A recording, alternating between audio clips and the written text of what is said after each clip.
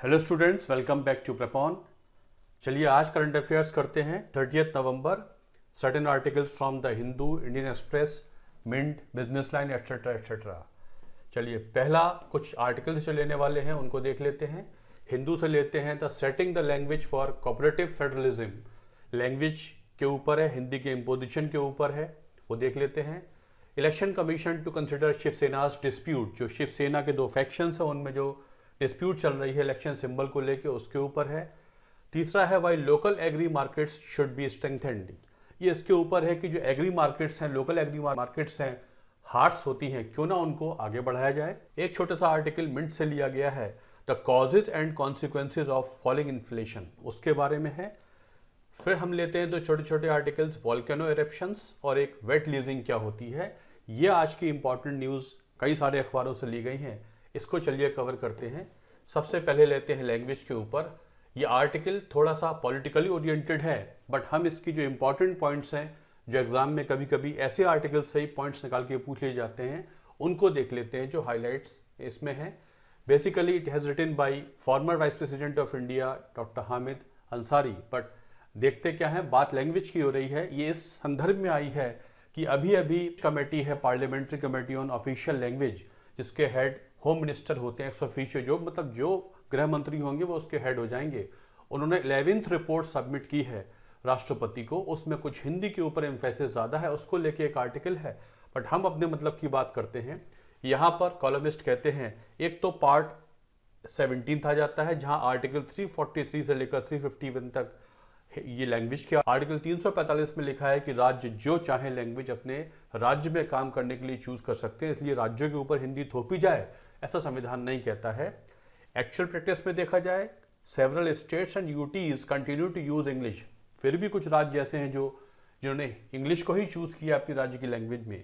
Article 348 को देखा जाए तो वो ये कहता है, it stipulates that all proceedings of the supreme Court and of High Court and of bills etcetera in parliament shall be in English language.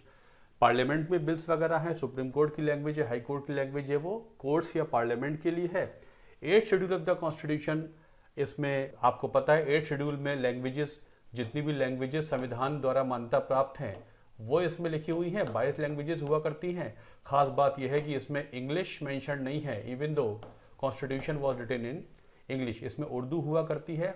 मध्यकालीन भारत की भाषा फारसी थी, इसमें पर्शियन भी मेंशन नहीं है। अगर हम 8th शेड्यूल की बात करें, इसमें अगर किसी फॉरेन लैंग्वेज की बात है तो नेपाली मेंशन हुआ करती है। कई बार ऐसे छोटे छोटे पॉइंट एग्जाम में बन जाते हैं। दूसरा बात होती है ऑफिशियल लैंग्वेजेस एक्ट ऑफ 1963। ये वो इंपॉर्टेंट कानून था जो सबसे पहले पास हुआ था। बीजी खेर कमीशन बना था, उसके बाद एक कानून पास हो गया था और इसके अंदर रूल्स बने हैं 1976 में, और उनको समय समय पर अमेंड किया गया है। ये ऑफिशियल लैंग्वेज के रूल्स हुआ करते हैं। अब संविधान सभा में भी इस बात को ध्यान रखा गया कि डाइवर्सिटी वाला देश है, भिन्न भिन्न भाषाएं बोली जाती हैं, हिंदी का इम्पोजिशन नहीं हो सकता है। और अगर हम ऑफिशियल लैंग्वेजेस एक्ट को देखें तो उसमें भी A category, B category, C category के राज्य वगैरह हुआ करते हैं। ए कैटेगरी के राज्य वो हैं जहाँ हिंदी ही बोली जाती है, बी वो है जहाँ हिंदी भी बोली जाती है और भाषाएं भी बोली जाती हैं, और सी वो है जहाँ पर हिंदी कम से कम बोली जाती है। तो जब बात 11th रिपोर्ट की आ रही है जो ऑफिशियल लैंग्वेज पार्लियामेंट्री कमेटी है ऑफिशियल लैंग्वेज पर, उसकी तो वो ए कैटेगरी स्टेट्स पे ज़्यादा उसकी बात हो रही है। अब आर्टिकल 351 इसमें आ गया। आर्टिकल 351 बेसिकली डायरेक्ट करता है कि ऐसी कोशिश की जाए कि देश भाषा होती है, एक्सप्रेशन की भाषा है कंपोजिट कल्चर की, वो हिंदी हो जाए। तो अगर ये पूछा जाए कि किस आर्टिकल में हिंदी को डेवलप करने का डायरेक्टिव प्रिंसिपल है, मतलब कुछ डायरेक्टिव्स ऐसे भी हैं जो पार्ट 4th में नहीं है, जो पार्ट 4th के बाहर हैं। ऐसे में अगर आप कहना चाहें तो 351 एक ऐसा डायरेक्टिव है जो कहता है यूनियन को कोशिश करनी चाहिए ताकि देश के कंपोजिट कल्चर के एक्सप्रेशन की लैंग्वेज हिंदी हो जाए। हिंदी को डेवलप करने का आर्टिकल 351 होता है। या बीजी खेर कमीशन की बात आ जाती है तो राष्ट्रपति को अधिकार है कि राष्ट्रपति एक ऐसा ऑफिशियल लैंग्वेज कमीशन अपॉइंट कर सकते हैं।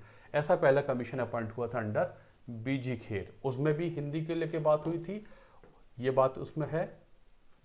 अब बात आ जाती है parliamentary committee on official language. यहाँ पर यह खास बात है, जो बाकी पार्लियामेंट्री कमेटी, जो डिफरेंस आपको नोट करना है वो ये है कि जो बाकी पार्लियामेंट्री कमेटीज होती हैं वो अपनी रिपोर्ट पार्लियामेंट को सौंपती हैं बट ये जो parliamentary committee on official language है, ये अपनी रिपोर्ट राष्ट्रपति को सौंपती है और राष्ट्रपति इसको फिर पार्लियामेंट को आगे बढ़ाते हैं। तो अभी अभी होम मिनिस्टर ने 11th रिपोर्ट, इसकी जो ये जो पर्टिकुलर कमेटी है, इसकी जो पहली रिपोर्ट थी 1987 में आई थी और इसकी 11th रिपोर्ट अभी अभी कुछ समय पहले होम मिनिस्टर ने राष्ट्रपति को सौंपी है। अब राष्ट्रपति इसे पार्लियामेंट में आगे बढ़ाएंगे। उस रिपोर्ट में बोला गया है कि जो higher education institutions part A states में है, जहाँ हिंदी ज़्यादा बोली जाती है, IIM हो या IITs वगैरह हो, सेंट्रल यूनिवर्सिटीज़ हैं, वहाँ पर हिंदी का योगदान, हिंदी में ही पढ़ाई होनी चाहिए। और हम देख भी रहे हैं कि कई जगह ऐसा है कि लोकल लैंग्वेजेस में पाठ्यक्रम चालू हो गए हैं। तो ये कमेटी है, तो ये कमेटी याद रखनी है आपको, और पार्लियामेंट्री कमेटी से इसलिए भिन्न है कि इसकी जो रिपोर्ट है राष्ट्रपति के पास पहले जाती है और फिर वो राष्ट्रपति पार्लियामेंट को भेजते हैं। बाकी जो कमेटीज होती हैं, पार्लियामेंट्री कमेटीज, उनकी रिपोर्ट सीधे पार्लियामेंट में आती है। इस कमेटी में 30 मेंबर होते हैं, 20 लोकसभा के और 10 राज्यसभा के मेंबर होते हैं। इसका मैंडेट क्या है? Its mandate is to review the progress made in the use of Hindi for official purposes and to make recommendations to increase the use of Hindi in official communication. Hindi का इस्तेमाल होना चाहिए।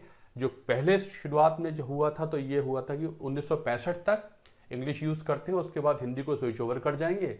लेकिन आपको पता है एंटी हिंदी प्रॉब्लम्स बहुत सारी इरप्ट होती रही, आज भी हो जाती हैं। उसको देखते हुए इंग्लिश 1965 के बाद भी फिर इंग्लिश को ही मेन लैंग्वेज, प्रैक्टिकल लैंग्वेज के तौर पे इस्तेमाल करते रहे, लेकिन सब्सिक्वेंटली ग्रेजुअली हिंदी को विकसित किया जाए, उस बारे में है। बेसिकली जो इसके इंपॉर्टेंट पॉइंट थे वो मैंने आपको बताए हैं। और एक इंपॉर्टेंट आर्टिकल यहाँ ये भी है, आर्टिकल 344 कहता है, it stipulates that the just claims and interest of persons belonging to the non Hindi speaking areas in regard to the public services shall be considered by the राष्ट्रपति। मतलब जब भाषा की बात आएगी तो संविधान राष्ट्रपति पे दायित्व देता है कि जब भी भाषा की बात हो तो नॉन हिंदी स्पीकिंग एरियाज को भी ध्यान में रखेंगे राष्ट्रपति, जब भी इनके बारे में कोई योजना बनानी हो। आर्टिकल 344 इसकी बात करता है।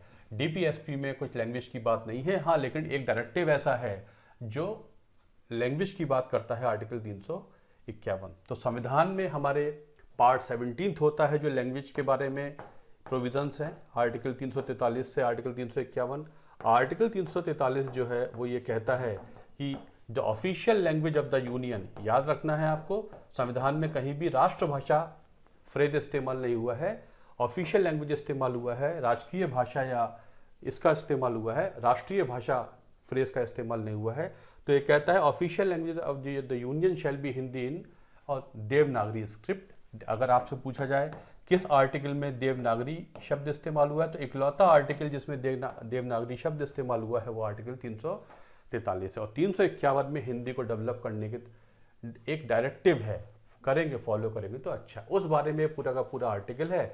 कहीं भी ऐसा नहीं है कि हिंदी को थोपने की बात है, लेकिन हाँ, हिंदी की तरफ टिल्ट दिखाई देता है। जो न्यू एजुकेशन पॉलिसी है उसमें भी हिंदी को प्रमोशन की बात है, but still provisions are there whereby it can be rest assured that it is not possible to impose Hindi on non Hindi speaking areas. ये संविधान भी इसकी प्रोटेक्शन दिया करता है। अगला आर्टिकल देखें तो अगला आर्टिकल इलेक्शन कमीशन, जो शिवसेना की डिस्प्यूट चल रही है उसके बारे में है। इसमें जो इम्पॉर्टेंट पॉइंट्स हैं हम वो देखते हैं। इलेक्शन कमीशन ने क्या कहा है, वो तो इलेक्शन कमीशन के पास पावर है कि सिंबल्स को वो आर्बिट्रेट करता है, जज बन के काम करता है, उसके पास ही। अब हम देख लेते हैं प्रोविजंस क्या क्या हैं इसके बारे में। In 1960s, it was proposed that the regulation, reservation and allotment of electoral symbols should be done through a law of parliament. तो पार्लियामेंट ने सिंबल्स ऑर्डर 1968 पास कर दिया, जिसके तहत कौन कौन से सिंबल्स कैसे कैसे दिए जाएंगे उसमें ये गवर्न होता है। In the response to this proposal, the election commission of India stated that the recognition of political parties is supervised by the provisions of election symbols reservation and allotment order 1968। और इससे ही सारे symbols regulate होते हैं। मतलब symbols की dispute आएगी तो ये इंपॉर्टेंट लॉ हो जाता है। Election commission registers political parties for the purpose of elections and grants them recognition as national and state party. तो आपको पता है इलेक्शन कमीशन ही स्टेट पार्टी, नेशनल पार्टी का दर्जा देता है। जो बाकी पार्टी होती है वो कहलाती है रजिस्टर्ड अनरिकॉग्नाइज्ड पार्टीज। मतलब रिकॉग्नाइज्ड पार्टीज दो तरीके की होती है, नेशनल पार्टी, स्टेट पार्टी, बाकी कहलाती है registered unrecognised parties. The recognition determines their right to certain privileges. कुछ प्रिविलेजेस होते हैं, वोटर मशीन होती है, उसमें सबसे ऊपर नाम नेशनल पार्टीज का होगा, फिर स्टेट पार्टीज का होगा, बाकी अदर पार्टीज का होगा, तो उनके पास कुछ प्रिविलेजेस हुआ करते हैं। अब आगे देखते हैं इलेक्शन सिंबल्स ऑर्डर जो 1968 की मैं बात कर रहा हूं, ये इलेक्शन कमीशन को एम्पावर करता है to recognise political parties and allot symbols. तो जितने भी सिंबल्स दिए जाते हैं इस ऑर्डर के तहत दिए जाते हैं, देता कौन है? Election commission. Section 15 of this particular order authorizes who? Election Commission to decide which faction constitutes the recognized party in the event of rival groups making a claim for the mother organization, its name, flag and symbol। अब ये जो particular order है जो चर्चा में बार बार रहता है, इसमें इलेक्शन कमीशन के पास पावर है कि जो अगर मान लीजिए दो गुट हो गए हैं पार्टी में, कह रहे हैं कि हम मेन पार्टी हैं, हम मेन पार्टी हैं, तो इलेक्शन कमीशन इस ऑर्डर के तहत तय करता है, उसका सेक्शन 15 तय करता है कि किसको नाम, फ्लैग और सिंबल पार्टी का मिलेगा। It is the only authority to decide issues of dispute और मर्जर अंडर द ऑर्डर। मतलब इलेक्शन कमीशन के पास पावर है, कोई अगर पार्टी सीधे हाई कोर्ट, सुप्रीम कोर्ट चली भी जाए तो supreme court, high court election commission के पास जरूर भेजेंगे। इलेक्शन कमीशन के फैसले के बाद कोर्ट्स का नंबर आता है। Election commission is decision binding on all parties. सभी पार्टी जो भी गुट वगैरह हैं सब पे बाइंडिंग हो जाता है। In several judgments the SC has upheld the EC's authority on the matter. जब तक ग्रॉस वायलेशन नहीं होगा इलेक्शन कमीशन द्वारा, तब तक इलेक्शन कमीशन, सुप्रीम कोर्ट भी हस्तक्षेप नहीं करता है। उसने कई जजमेंट्स में बोला भी है, let election commission decide the particular issue. The supreme court upheld the EC decision validity in Sadiq Ali and another versus ECI 1971, सबसे पहले किया था। In almost all disputes decided by the EC so far, a clear majority of party delegates, office bearers, MP and MLAs have supported one the faction। अब तक तो ये देखा है कि ज़्यादातर एक ही तरफ सब चले जाते हैं तो दिक्कत नहीं होती है, लेकिन जहाँ मामला बिल्कुल मार्जिन पे हो वहाँ थोड़ी दिक्कत आ जाती है। और जब ऐसा होता है कि फैसला लेने में देर हो रही होती है तो इलेक्शन कमीशन क्या करता है, फिर the parties either vertically divided और it is not possible to say with certainty which group has the majority. जैसा कि शिवसेना और AIDMK के केस में हुआ था और चल रहा है, ECI में freeze the party symbol and allow the groups to register themselves with new names and prefixes et cetera et cetera. जैसे अभी कुछ समय पहले शिवसेना के दो गुट बना दिए गए, उनसे कहा इंटरिम तौर पे आपको ये सिंबल दिया जाता है, ये सिंबल दिया जाता है, अपने अपने नाम आप ये कर लीजिए, जब तक आपका फैसला नहीं होता तब तक बो एंड एरो का जो सिंबल शिवसेना का है आप दोनों में से कोई इस्तेमाल नहीं करेगा। तो ये जो सिंबल्स ऑर्डर 1968 का, इसके तहत इलेक्शन कमीशन होलसेल अथॉरिटी है to decide the issues of what election dispute regarding the symbols and other things of the political party in the case of what, in the case of division in the party. अगर ऐसा कुछ होता है ये उसके बारे में है। चलिए, अब why local agri market should be strengthened. Local agri markets की बात आ रही है, क्यों ये लोकल मंडियां हैं इनको ही आगे बढ़ाया जाए, उसके बारे में एक छोटा सा आर्टिकल है। ये बिजनेस लाइन से लिया गया है, हिंदू का जो बिजनेस लाइन आता है उससे लिया गया है। इसको देख लेते हैं, इसमें कुछ इंपॉर्टेंट पॉइंट हमारे काम के आ सकते हैं, उनको देखते हैं। चलिए, out of the crops sold by agricultural households under major disposal agencies, over 93% jowar, 90% maize, 82% potato, 88% onion and 62% of paddy were sold in local markets। मतलब ये देखिए, as per a particular report 2019 की एक रिपोर्ट है जिसके अनुसार लगभग 80% से ज़्यादा से 90%, 98% तक बहुत सी चीज़ें किसान लोकल मार्केट में ही बेचते हैं। इसका मतलब the data highlights the importance of local markets in agri trading and the urgency with which the government needs to push scheme to upgrade local markets. मतलब ये एग्री ट्रेडिंग में लोकल मार्केट्स की importance क्या है उसको बारे में article बात कर रहा है, इसे आगे बढ़ाने की बात कर रहा है। अब इसमें एक डेवलपमेंट ये है जो आपको आर्टिकल बताता है, जो आप लोग तैयारी कर रहे हैं आपको पता भी है। 2018-19 बजट में, उस समय उन्होंने बजट में अनाउंस किया था कि ग्रामीण हाट 22,000 रूरल हार्ट्स बनाई जाएंगी, जिनको ग्राम्स कहा जाता है, ग्रामीण agricultural markets.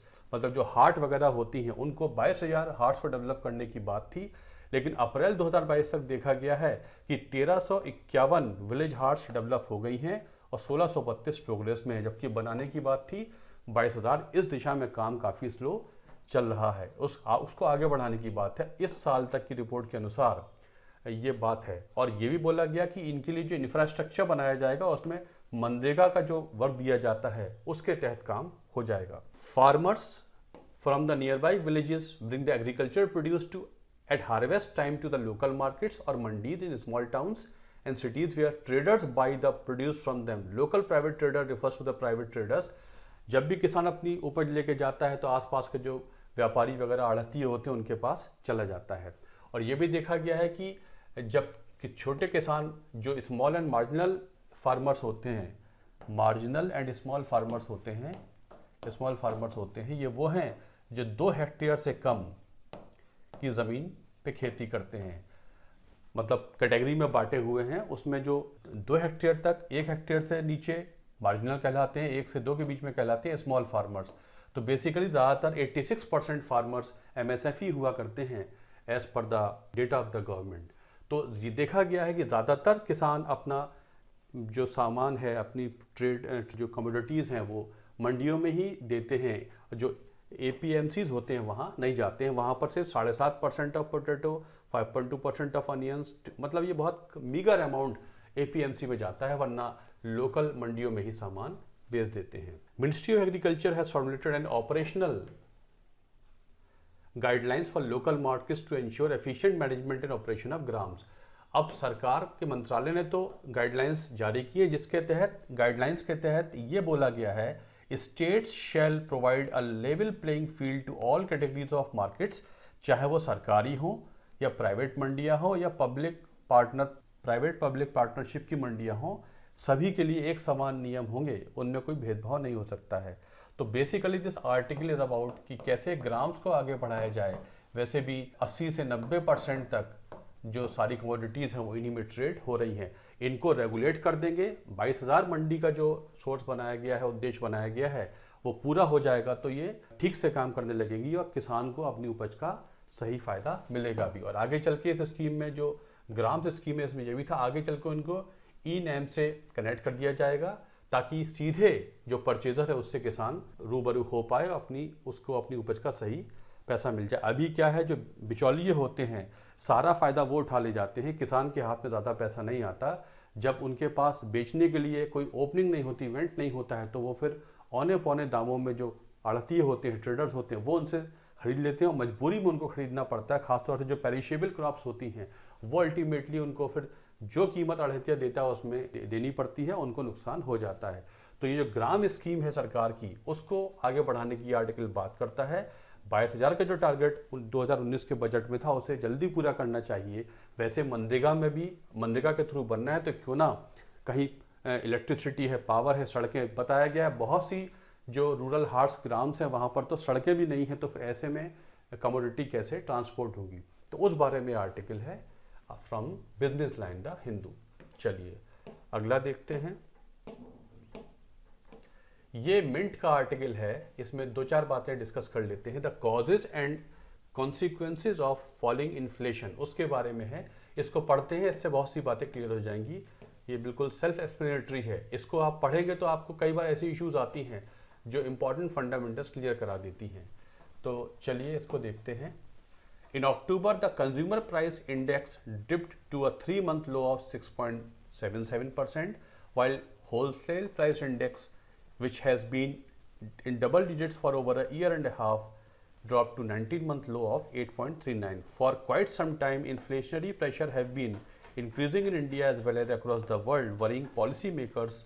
International Monetary Fund forecast global inflation to rise from 4.7 in 2021 to 8.8 but decline to 4.1 in 2024. मतलब 2024 में जाके ये कम होगा, ये बढ़ेगा। अब RBI क्या कहता है? The Reserve Bank of India सितंबर 2022 की रिपोर्ट कहती है कि projections for the country have pegged CPI inflation at 6.7 for this particular financial year 22-23 के लिए। चलिए, how does it affect the common man? ये जो इंडेक्सेस हैं, इन्फ्लेशन है, ये कॉमन मैन को कैसे अफेक्ट करता है? हमारे मतलब की बात ये है, देखिए। The CPI gives higher weightage to primary products including food and beverages at 45.86%। लगभग जब CPI कंज्यूमर प्राइस इंडेक्स बनाया जाता है, इसमें फूड कंपोनेंट ज़्यादा होता है, लगभग 50% के आसपास फूड कंपोनेंट होता है इसमें। तो अगर इसकी कीमत बढ़ेगी तो CPI भी बढ़ जाएगा। while WPI gives higher weightage to manufactured products at 64%. WPI में जाएं तो वहाँ मैन्युफैक्चर्ड गुड्स होते हैं, उनका वेटेज ज़्यादा है, उनमें महंगाई होगी तो WPI बढ़ जाएगा। Changes in the retail inflation are driven by consumer demand and available supply. Consumer demand के हिसाब से CPI बढ़ता घटता है। For the common man rising CPI signals weakened buying power and poorer standard of living. Obviously अगर CPI बढ़ेगा, अगर consumer price index बढ़ रहा है, पर्टिकुलरली फूड प्राइसेस ऊपर जा रही हैं, इसका मतलब उसकी खरीद कम हो जाएगी, और वो कि जो जब खरीद कम हो जाएगी मतलब मेजर कंपोनेंट तो फूड है इसमें, अगर वो कम हो जाएगी तो उसका स्टैंडर्ड ऑफ लिविंग डाउन हो जाएगा। मतलब बढ़ता हुआ CPI ऑब्वियसली कंज्यूमर प्राइस जो उसे रिटेल में मिलता है, जहाँ से वो खरीदता है, सीधे जो उसको कीमत पड़ती है, वो ऑब्वियसली उसे परेशान करेगी। The consequent fall in demand especially for non-essential products leads to lower production levels and results in investors adopting a wait and watch approach। मान लीजिए अब डिमांड जब कम हो जाएगी, जब उसके पास खरीदने की क्षमता नहीं है, परचेजिंग पावर नहीं है, तो डिमांड कम होगी तो ऑब्वियसली क्या होगा, जो इन्वेस्टर्स हैं वो अपने को वेट एंड वॉच मोड में आ जाएंगे और प्रोडक्शन लेवल कम हो जाएगा। सिंपल सी बात है, डिमांड नहीं है तो प्रोडक्ट कोई प्रोड्यूस क्यों करेगा। While a rise in CPI leads to hike in, ये एक फायदा ये हो सकता है, CPI राइज होता है तो गवर्नमेंट डियरनेस अलाउंस वगैरह बढ़ा देती है। अब देखिए, why is the retail price index lower than WPI। Historically the CPI has been higher than WPI। हमेशा ऐसा रहता है कि CPI हमेशा WPI से हायर ही रहती है, क्योंकि फूड, इसमें फूड कंपोनेंट ज़्यादा होता है, इसमें सर्विसेज भी होती हैं। लेकिन सर्विसेज रिटेल में तो मिल सकती हैं, लेकिन होलसेल में तो सर्विसेज नहीं होती, इसलिए WPI के कॉन्स्टिट्यूशन में सर्विसेज नहीं होती, ओनली गुड्स होते हैं, या गुड्स एंड सर्विसेज दोनों होती हैं। तो हिस्टोरिकली देखा जाए, ट्रेडिशनली तो CPI हमेशा ज़्यादा होता है। However in the last year and A half it has fallen below WPI। पिछले 1.5 सालों में WPI CPI से कम चला गया है, तो ये एक डेवलपमेंट है। ऐसे छोटे छोटे पॉइंट एग्जाम के लिए याद रखने पड़ेंगे। The crisis of the pandemic constraint demand. Pandemic के समय डिमांड कम हो गई। It could have led to manufacturers absorbing part of the cost. तो डिमांड कम हो गई ऑब्वियसली, तो जो कीमत बढ़ने लगी थी स्कैर्सिटी की वजह से, मैन्युफैक्चरर्स ने क्या किया, मैन्युफैक्चरर्स ने जो बढ़ती हुई कीमत थी वो कंज्यूमर्स को पास ऑन नहीं की, खुद जज्ब कर ली। इसकी वजह से WPI ज़्यादा हो गया। रीज़न बता रहे हैं, it could have led manufacturers absorbing part of the cost, they may not have passed on higher input prices an outcome of supply chain constraints and the Russia Ukraine war to consumers. मतलब उन्होंने जो price rise थी वो नहीं दिया consumer को और खुद ही जज्ब कर लिया, उनको पास ऑन नहीं किया, इसलिए WPI पिछले 1.5 सालों में ज़्यादा है CPI से, वरना CPI ही ज़्यादा रहता है। What cause the softening inflation. Softening inflation कैसे बारे में है। Wholesale inflation seems to have cooled faster than the point of retailers, primarily driven by softening prices of metals and metal products, minerals and chemicals and textiles. अब ये जो WPI कम हो रहा है उसकी वजह से ये है कि जो ये मेन गुड्स मैन्युफैक्चरिंग के जो सोर्सेज होते हैं, रॉ मटेरियल्स होते हैं, उनकी कीमत कम हो गई है। While food inflation in October was about 7.04, effective supply chain management of essential commodities by the government में हैव हेल्प्ड। ये जो कम हो रहा है इसकी दो वजह है। WPI इसलिए कम हो रहा है कि जो RM होता है, रॉ मटेरियल होता है, उसकी कीमत कम हो रही है, और जो दूसरा ये है जो CPI इसलिए कम हो सकता है कि सप्लाई चेन मैनेजमेंट बेहतर हो गया है, और 2020 से तो सरकार जो नेशनल फूड सिक्योरिटी एक्ट के तहत भी फूड ग्रेन्स वगैरह सप्लाई कर रही है। How should policy makers read the trend. इसको पॉलिसी मेकर्स कैसे देखें। As inflation eases it is time for the RBI to rethink its approach on policy rates. Credit disbursal numbers show that rate hikes have not deterred investors from availing credit support. Softening CPI would encourage the common man to increase spending on non-essential products. Usually तो जो खाने पीने की चीज़ें हैं उस पर ही करता है, लेकिन जब CPI कम चला जाएगा, महंगाई कम हो जाएगी रिटेल बेसिस पर, तो ऑब्वियसली लोग उन चीज़ों पे भी पैसा खर्च करेंगे जो नॉन एसेंशियल होती हैं। जो और डेवलपमेंट और जो चीज़ें खरीदी जा सकती हैं घर के लिए, एसेंशियल नहीं है बट ली जा सकती हैं, उससे डिमांड क्रिएट होगी और मैन्युफैक्चरिंग इंप्रूव होगी। This would boost the industrial sector in particular and the economy as a whole. The government will again higher revenue and public goodwill. Obviously cycle घूम जाएगी, डिमांड बढ़ेगी, जब महंगाई कम होगी तो परचेजिंग पावर बढ़ जाएगी, व्यक्ति वो चीज़ें भी खरीदेगा जो उसके ज़रूरी तो नहीं है बट हाँ ली जा सकती हैं, उससे इंडस्ट्रियल डेवलपमेंट राइज होगा, गवर्नमेंट का रेवेन्यू बढ़ेगा और इकोनॉमी इंप्रूव कर जाएगी। दिस पर्टिकुलर आर्टिकल, जो मिंट के पहले पेज पे ऐसे आर्टिकल्स आते हैं जो कुछ ना कुछ एक्सप्लेन करते हैं, इससे हमारे फंडामेंटल्स बहुत इंप्रूव हो जाते हैं। ये आर्टिकल किस बारे में है? ये इस बारे में है कि सीपीआई और डब्ल्यूपीआई के बारे में छोटे छोटे पॉइंट लिखे हुए हैं और ये सॉफ्टवेयर होता जा रहा है, क्यों कम हुआ है उसके रीजंस दिए हुए हैं यहाँ पर। दूसरा ये है कि हिस्टोरिकली सीपीआई हमेशा ज़्यादा होता है लेकिन इसमें कम चला गया है, उसकी वजह से सब लिखी हुई है। इसको आप पढ़ेंगे तो you will get lot of things. चलिए अब दो छोटी छोटी न्यूज़ हम लोग देख लेते हैं। एक पर्टिकुलर वोल्केनो न्यूज़ में था, recently Mauna Loa, the world's largest active volcano in the northern Pacific Ocean, 38 साल बाद ये इरप्ट हुआ है, spewing ash and debris covering the night sky of Hawaii's big island in an incandescent red hue. अब ये 38 साल बाद हुआ है, एक सबसे बड़ा लार्जेस्ट एक्टिव वोल्केनो है, तो मैप का क्वेश्चन बन जाता है। कैसे मैप का क्वेश्चन बनता है देख लेते हैं, ये कहाँ होता है। उससे पहले ये दिखा देता हूँ आपको ये कहाँ होता है। देखिए ये यूएसए है, इसके साउथ में पैसिफिक, नॉर्थ पैसिफिक ओशन है, वहाँ पर ये Mauna Loa largest active volcano on the planet हुआ करता है, नॉर्थ पैसिफिक ओशन में to the south east western coast of USA, Hawaii island है, वहाँ हुआ करता है। अब वोल्केनो इरप्शंस होते क्या है, कैसे, इसका मैकेनिज्म देख लेते हैं। The deeper one goes under the surface of the earth towards its core, the hotter it gets, जितना ज़्यादा गहराई में जाएंगे उतना हॉटर हो जाता है। द जियोथर्मल ग्रेडियंट, मतलब the amount that the earth's temperature increases with depth indicates heat flowing from its warm interior to the surface. Thermal gradient आप समझ गए होंगे। At a certain depth the heat is such that it melts rocks and creates what geologist call magma, मतलब इतनी ज़्यादा heat होती है उससे तो मैग्मा क्या होता है, पिघले हुए पत्थर मैग्मा बन जाते हैं। Magma is lighter than solid rock and hence it rises collected in magma chambers, magma chambers में ये कलेक्ट हो जाता है। अब chambers which have the potential to cause volcanic eruptions are found at the relatively shallow depth. Chambers ऊपर की तरफ होते हैं, between 6 to 10 kilometre under the surface. As magma builds up in these chambers, जैसे जैसे पत्थर पिघल के ऊपर आता रहता है, क्योंकि पत्थरों से वो हल्का होता है तो ऊपर चढ़ जाता है, ऊपर आ जाता है। It forces its way through the cracks and fissures in earth crust. This is what we call a volcanic eruption. The magma that surfaces on the Earth's crust is referred to as lava.